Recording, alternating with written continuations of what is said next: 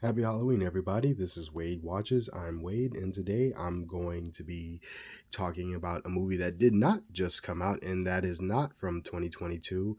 A movie called Onibaba, which came out in 1964 and is a Japanese film directed by Kanito Shindo. And this is, I decided to. Watch it for today for Halloween, but not because um just because I wanted to check, not because it's a conventional horror film, because I knew beforehand going into it that it wasn't, some sort of slasher supernatural horror film, but because it actually came up in a YouTube video I was watching that featured one of my favorite film critics over in the UK, Mark Kermode, and his I think he's been cited saying that his all time favorite film is period is The Exorcist, a well known supernatural horror classic, and it was honestly it was between what me watching and reviewing The Exorcist or me watching and reviewing Onibaba, but I chose Onibaba because he cited that as being another film that actually scared him very much. So I was like, oh, I gotta check this out. Um, and come to find out that Onibaba does have a legacy. It's part of the Criterion Collection, and it's cited as one of the great, one of the, a great film, influential classic. But it's one of those that's not like The Exorcist or Gone with the Wind or Poltergeist or Nightmare on Elm Street or any big horror mainstream Halloween, any big mainstream horror film that came out here in the US that's often talked about. It's much more on the obscure side, which honestly motivated me to talk about it. I mean, to review it more, because aside from Kermode, I've never heard a lot of people talk about Onibaba, which by the way translates in Japanese to the demon hag. So I decided to check it out, and like I said, come to find out that it's not at all your conventional horror film. There is horror elements in it, but not from not what you think. I don't like giving things away in my reviews. I try to keep it heavy on plot. So all I'll say is that it's about it Alibaba. It centers on two women, a mother and daughter duo who are in 14th century Japan. They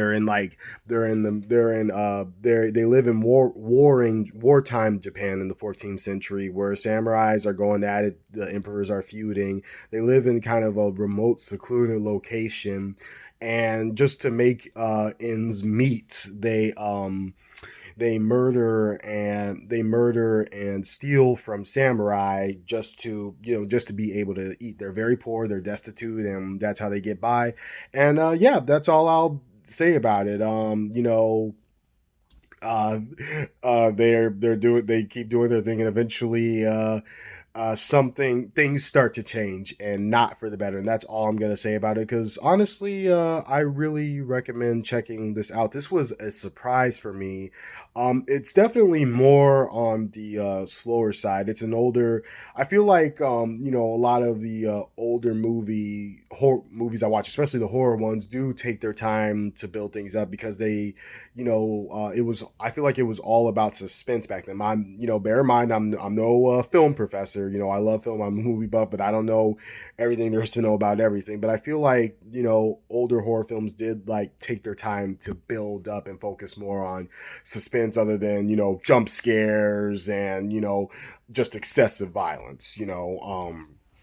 And this is definitely the case here. And also, I can't even call, once again, this is not a straight up horror film, and I want to prepare you for that. It's more suspense, drama, thriller, and even romance. But when it gets creepy, it does get creepy. I feel like that is actually why it was included on one of Mark Kermode's video when he was talking about horror. And I did a bit of research on Onibaba after watching, and found out that people kind of struggle to like put a specific genre on it, because it contains different elements. But it was very engaging. It left me with a very haunting feeling. There's definitely some Definitely some social and political commentary about what war does to people, the after effects of war, the effects of poverty, uh, the desperation as a result of poverty, uh, you know, bodily and sexual frustration, all sorts of things going on. And so I'm glad I checked it out. I'm glad that I decided to watch a film that a lot of people don't talk about, and nobody recommended me like, oh, you got to watch this. I'm glad I kind of, I'm glad I pretty much discovered this one on my own. I came across a video from Mark Hamoda, and that's what led me to watch it. So yeah, Onibaba, 1964. I definitely recommend giving it a watch for all of my HBO Max subscribers out there. It's on there. It's part of the TCM collection, Turner Classic Movies. I definitely recommend giving it a watch.